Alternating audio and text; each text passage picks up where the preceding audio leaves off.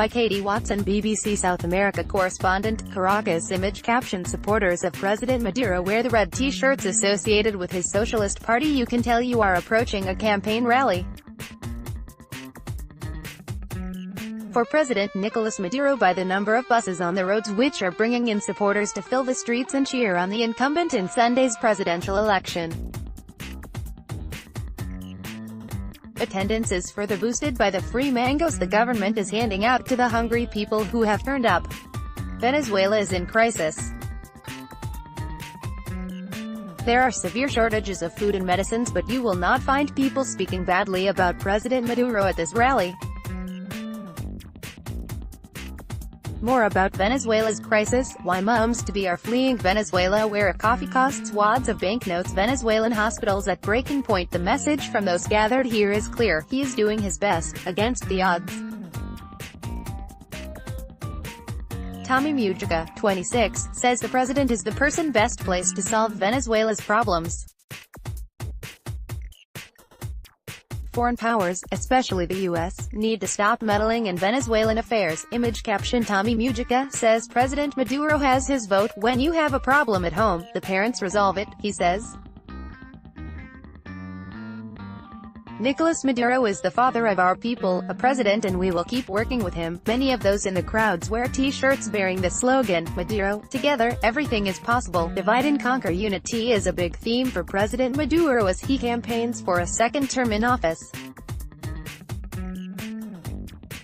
Image caption: a campaign poster showing President Maduro and his predecessor, Hugo Chavez, reads, "Together everything is possible." This time last year, Caracas was seeing nearly daily anti-government protests. More about the 2017 street protests. Venezuelan students on why they protest inside Venezuela's anti-government protests. I begged my son not to go and protest. Now, the streets are quiet. But the problems have not gone away. In fact, they have only got worse. Annual inflation is at 14,000%. The minimum wage is less than $2, £1.50 a month at the black market rate. The UN Refugee Agency estimates that 5,000 people are fleeing the country every day.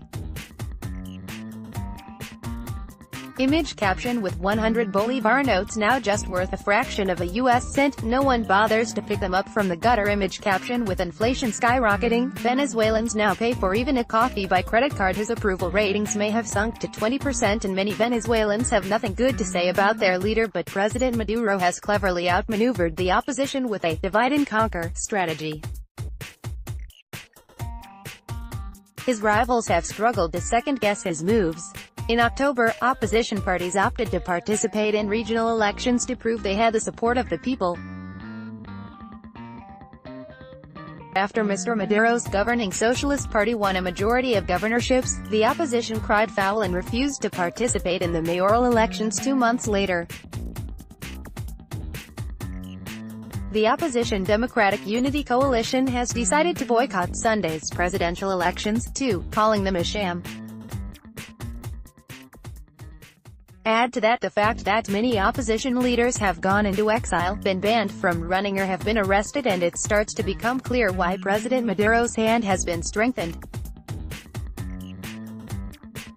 Traitor or political operator, Henri Falcon is the man who thinks he can dislodge President Maduro from power. Image caption: Henri Falcon used to be a member of the Socialist Party but became disillusioned and switched sides. He broke with the opposition to stand as a candidate, and most polls put him in second place behind Mr. Maduro. But it is a risky strategy. By breaking rank, he has alienated his former allies in the opposition, who now call him a traitor for running in these elections. He says that the only way out of this terrible crisis is through politics and elections. Mr. Falcon, a former governor of Lara State, argues that the Democratic Unity Coalition only represents a fraction of the 80% of Venezuelans opposed to the government. According to him, the majority of those 80% want to take part in the election. despair and abstention, but on the streets of the capital Caracas there does not seem to be much enthusiasm for the election. People say that they just want to live their lives that get harder by the day. An old man is picking through rubbish that has been dumped on the pavement, looking for something edible. Just 5 minutes earlier, another man had been urinating in the same place. Even queuing for a bus has become a chore. Replacement parts hard to come by, many buses have gone out of service, leaving people waiting for hours to get on the bus home. Image caption: queues for buses are long and the wait can last hours. One of those I meet waiting in the queue is Veronica, whose sleeping toddler is slumped over her shoulder. There's no transport, no food, insecurity, they're killing us every day, she says, adding that she definitely will not be voting on Sunday. I don't support anyone, nobody meets the expectations of the country, everyone is in it for their own benefit. With people's faith in politics at a low point, abstention is predicted to be high, and that in turn is believed to benefit President Maduro, who is widely expected to win the election. Caracas-based political analyst Margarita Lopez-Maya says prospects are bleak if he does, especially as Venezuela risks being ostracized by countries such as Argentina, Canada, Colombia, France, and the US, among others, which argue that the government did not follow due process in the run-up to the vote.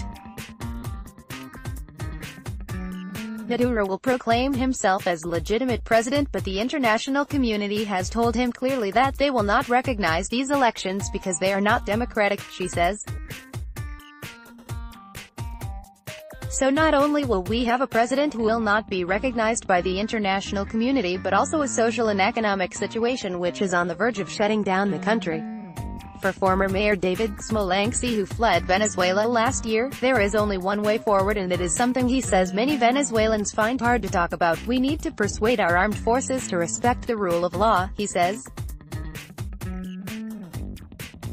I'm not calling for a coup d'etat, but if they obey the laws and the constitution, if they guarantee the security and safety of all Venezuelans, instead of just the political parties, then Maduro is done.